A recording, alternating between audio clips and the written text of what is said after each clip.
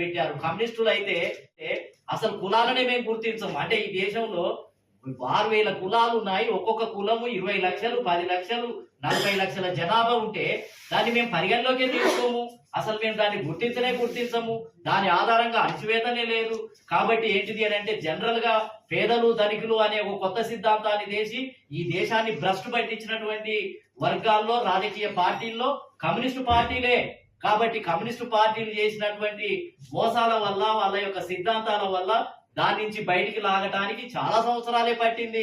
ఏ ఉద్యమం వచ్చినా దీనికి సరైన సిద్ధాంతం లేదు. అంబేద్కరిజానికి వచ్చినా దీనికి ఫారెన్ పాలసీ లేదు, ఆర్థిక సిద్ధాంతం లేదు, ఈ సిద్ధాంతం లేదు. అదొక సిద్ధాంతమా, అదొక ఇజమా మీకు ఇప్పుడు అర్థం కావడం లేదు. మీకు ఇప్పుడు జనరలైజ్ అయిపోయింది. ఇప్పుడు కమ్యూనిస్టులు చల్లబడి వస్త్రాలన్నీ పక్కన పడేసారు కాబట్టి ఇప్పుడు మీకు ఆ వాదం లేదు, ఆ ప్రతిమ లేదు. మేము ఉస్మానియా యూనివర్సిటీలో చదువుతున్న కాలంలో ఎంత చులకనగా ఎంత తేలికగా మాట్లాడేది అని అంటే అదొక ఇజమా, దానికి ఒక ఫారిన్ పాలసీ ఉందా, దానికి ఒక పద్ధతి ఉందా అని ఇట్లా అడ్డగోలిగట్టు మాట్లాడినటువంటి వాళ్ళు కాశీరామ్ గారు వస్తే ఇది ఒక పార్టీనా, ఇట్లా పనిచేసిన వాళ్ళందరినీ ఒక చిన్న చూపు, ఒక హేళన, ఎగతాళి చేసే తత్వం. అంటే ఇది కూడా ఒక పార్టీనేనా? ఇట్లా కూడా ఉంటుందా పార్టీ? అంటే వాళ్ళు ఎంతసేపు పేదలు ధనికులు భూస్వాములు పెట్టుబడిదారులు అని ఆ పదజాలానికి అలవాటు పడి అసలు కులాలను ఉనికినే ఎట్లా నాయకుడు అవుతాడు, ఎట్లా సిద్ధాంతవేత్త అవుతాడు? అసలు ఈ దేశంలో కులం ఒక్కొక్క దేశంలో ఉంటారు. తెల్లవాళ్ళు ఉంటారు, నల్లవాళ్ళు ఉంటారు. నల్లవాళ్ళను గుర్తించి అక్కడ హక్కులు అధికారాలు ఇస్తున్నారా లేదా? ఇంకొక దేశంలో రుమేనియన్ జాతి అని ఉంది, ఇంకొక దేశంలో ఇంకో జాతులు ఉన్నాయి. ఆ జాతులన్నీ గుర్తించి వాళ్ళకు ప్రాతినిధ్యం ఇస్తున్నారా లేదా? వాళ్ళు వెనకబడితే వాళ్ళకు బడ్జెట్ కేటాయిస్తున్నారా లేదా? హక్కులు ఇస్తున్నారా లేదా? మరి మన దేశంలో కూడా ఈ కులాల పేర్లతో పుడితే ఇది ఆశ్చర్యం. ఇది ప్రపంచంలో ఏ దేశంలో కూడా ఈ కులాలను గుర్తించినటువంటి వాళ్ళు కమ్యూనిస్టులే, మోసకారులు. కాబట్టి వీళ్ళు ఏంటిది అని అంటే ఇప్పుడు మన బహుజనులంతా కూడా ఎక్కువ శాతం ఉన్నాం కాబట్టి కాశీరామ్ గారిని అంబేద్కర్ గారిని గుర్తించి మనం సొంతంగా బీసీ పార్టీలు పెట్టుకొని అదేవిధంగా ఎస్సీ పార్టీలు పెట్టుకొని ఇప్పుడు బలంగా ముందుకు పోతున్నాం కాబట్టి ఇక గత్యంతరం లేక సరెండర్ అయిపోయి ఇప్పుడు మాట్లాడి ఇప్పుడు ఏంటంటే నీతులు మాట్లాడుతందుకు మన దగ్గరికి వచ్చి ఇప్పుడేదో మేమే వీళ్ళేదో ముందు వచ్చి మనల్ని గుర్తించినట్టు వీళ్ళు ఇలా నీతులు వలుపుతున్నారు. ఇవాళ ఏంటిది అని అంటే అసలు బీజేపీ కాంగ్రెస్ వీళ్ళకంటే కూడా నువ్వు అసలు కులం ఉనికినే గుర్తించడానికి నిరాకరించడం, రిజర్వేషన్లు అంటేనే వ్యతిరేకించడనివి, అసలు దేన్ని అంబేద్కర్ పెట్టిన పార్టీలనే గుర్తించినటువంటి వానివి నువ్వేదో ఇయ్యాల పొడుచుకొని వచ్చేసి కాంగ్రెస్ గుర్తించలేదు, బీసీలకు అన్యాయం చేసింది. నువ్వేం చేసినావు?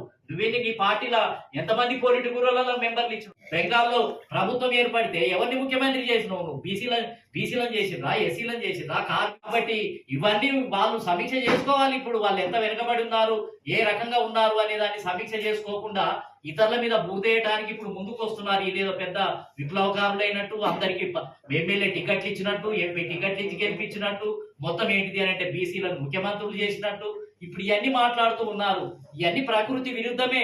ఈసారి ఇవాళ పార్టీల వైఖరి కనుక చూస్తే ప్రకృతి విరుద్ధమే కొనసాగుతుంది. విప్లవ పార్టీలు అనుకునే దాంట్లో ఎస్సీ ఎస్టీ బీసీల ప్రాతినిధ్యం లేదు. అదే విధంగా బడుగు బలహీన వర్గాల పార్టీ అనుకున్న కాంగ్రెస్ లో ఎస్సీ ఎస్టీ బీసీ మైనార్టీలకు ప్రాతినిధ్యం లేదు, ముఖ్యమంత్రులు లేరు, ఏమీ లేదు. ఇదొక వైరుధ్యం. అంటే ఇది పేరేమో బడుగు బలహీన వర్గాల పార్టీ, పేరేమో కష్టజీవుల పార్టీ, కార్మికుల పార్టీ. అట్లా నాయకుడు కార్మికుడు కాదు, బీసీలు అట్లా నాయకుడు గారు ఎవరు గారు. కానీ వేరే పార్టీలేమో విచిత్రం, అది ఆర్ఎస్ఎస్ లేకపోతే బీజేపీ అని చెప్తూ ఉన్నాం. అది ఒక విచిత్రం. బీజేపీలో ఇలా బ్రాహ్మణులే ఉంటారు, ఇలా అందరూ అగ్రకులాలే ఉంటారని మనం అనుకుంటే అంతరించే ఇప్పుడు వీళ్ళకంటే వాళ్ళే ఎక్కువ ముందుకు వచ్చేసి ఆ పార్టీ నుంచే ఒక బీసీ ప్రధానమంత్రి అవుతున్నాడు, ఒకరిని రాష్ట్రపతి చేస్తున్నారు, ఒకరిని ఇంకో రాష్ట్రపతి చేస్తున్నారు, ఇంకొకరిని ముఖ్యమంత్రి చేస్తున్నారు. ఈ రాష్ట్రంలో ఒక బీసీనే ముఖ్యమంత్రిగా ప్రకటించారు. ఇదొక ప్రకృతి విరుద్ధం, వైపరీత్యం. ఇది ఏంటిది అని అంటే చేస్తామన్న పార్టీలేమో ముట్టుకోవటం లేదు, దగ్గరికి రానివ్వటం లేదు, అసలు దరి చేరేయటం లేదు. అసలు ఆ పార్టీలే ఇవ్వవు, మనకి కావు అనుకున్న పార్టీ నుంచేమో ఇంకొక వైపరీత్యం జరుగుతూ ఉంది. ఎక్కువ ఎమ్మెల్యే టికెట్లు ఇస్తున్నారు. అంటే ఇది ఏంటిది? ఏం జరుగుతుంది? దీంట్లో ఏం ఆలోచన చేయాలి మనం? కాబట్టి ఇవన్నిటిని నమ్మాలా అంటే వాళ్ళు డేటా లేకుండా చెప్తూ పోతుంటే ఎంతకాలం నమ్ముతాం? బడుగు బలహీన వర్గాల పార్టీ అని చెప్తూ పోతుంటే ఎంతకాలం నమ్మాలి? నువ్వు చేయాలి కదా, ఆధారాలు చూపించాలి కదా. బడుగు బలహీన వర్గాల పార్టీ అని అంటే కాంగ్రెస్ పార్టీ నుంచి 10 మంది ముఖ్యమంత్రులను చేశావా, 5 ముఖ్యమంత్రులను చేశావా? డేటా లేదు కదా నీ దగ్గర, ఏం డేటా లేదు. కేంద్రం లేని ప్రధానమంత్రిని చేశారా? ఒక ఎస్సీని కాంగ్రెస్ పార్టీ ప్రధానమంత్రి చేసిందా? ఏం డేటా ఉంది నీ దగ్గర? డేటానే లేదు. డేటా ఆధారంగానే కదా మాట్లాడాల్సింది.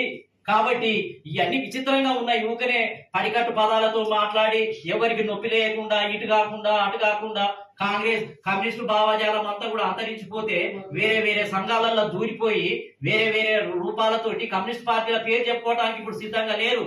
బీసీ సంఘాలు, ఎస్సీ సంఘాలు ఇంకో పార్టీ ముసుగులు వేసుకొని పనిచేస్తూ మళ్ళీ అదే సిద్ధాంతం, అదే పద్ధతి, అదే అగ్రకులాల నాయకత్వంలో మళ్ళా పనిచేసి ఈ బీసీలు చేసే ఉద్యమాన్ని, ఎస్సీలు చేసే ఉద్యమాన్ని ఏదో రకంగా మళ్ళా చులకన చేసి దాన్ని పక్కదారులు పట్టించే కార్యక్రమాలు కూడా కొన్ని జరుగుతున్నాయి. కాబట్టి ఇవన్నీ కూడా జాగ్రత్తగా ఉండాలి, ఎత్తుగడలు వేయాలి. ఖచ్చితంగా మన బీసీ సమాజం ఇవాళ ప్రమాదంలో ఉంది. ఎస్సీ ఎస్టీ మిత్రులంతా కూడా మనకు అనుకూలంగా కూడా ఉన్నారు. బీసీలకు ఎక్కువ అన్యాయం జరుగుతుంది, రాజకీయ రిజర్వేషన్లు లేవు. కాబట్టి వీళ్ళకి అండగా నిలబడాలనేది వాళ్ళు కోరుకుంటున్నారు. కాబట్టి ఇది మన జరిగినటువంటి బంధుతోటి బీసీలలో ఒక విశ్వాసం అనేది కలిగింది. దాన్ని రాజకీయ ఉద్యమంగా మలచాలి. రాజకీయంగా ఈ రాష్ట్రంలో రానున్న 2029 నాటికి 28 నాటికి మనం ఏంటిది అని అంటే మొత్తం బడుగు బలహీన వర్గాలే అధికారంలోకి వచ్చే విధంగా ఒక కొత్త తరహా ఉద్యమాన్ని కూడా మనం ప్రారంభించాలి. ఈ రిజర్వేషన్లు స్థానిక సంస్థలో వచ్చేది 42%.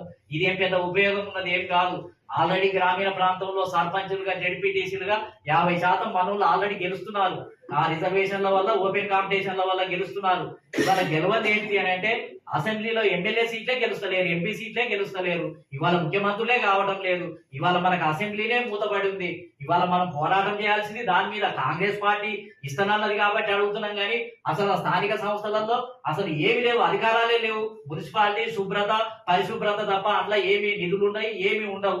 ఆ దాంట్లో చేసినా వచ్చినా ఏం ఉపయోగం లేదు. వాళ్ళ ఇస్తానన్నందుకు మనం అడుగుతున్నాం, పోరాటం చేస్తున్నాం. మనకు కావాల్సింది ఇలా కొడితే కుంభస్థలం ఏంటిది అని అంటే అసెంబ్లీనే కొట్టాలి, లోక్సభనే కొట్టాలి, ముఖ్యమంత్రులే కావాలి. దానికోసమే మనం పదవి చేయాలి. ఆ ఉద్దేశమే తప్ప ఇదేదో రాష్ట్ర బంధు అనేది ప్రజల్ని ఏకం చేయడానికి, అగ్రకుల పార్టీలు నిలదీయడం కోసం ఒకటి ఏంటిది అని అంటే ఈ రాష్ట్రంలో ఒక మహత్తరమైనటువంటి మార్పుకు నాంది పలుకుతుంది.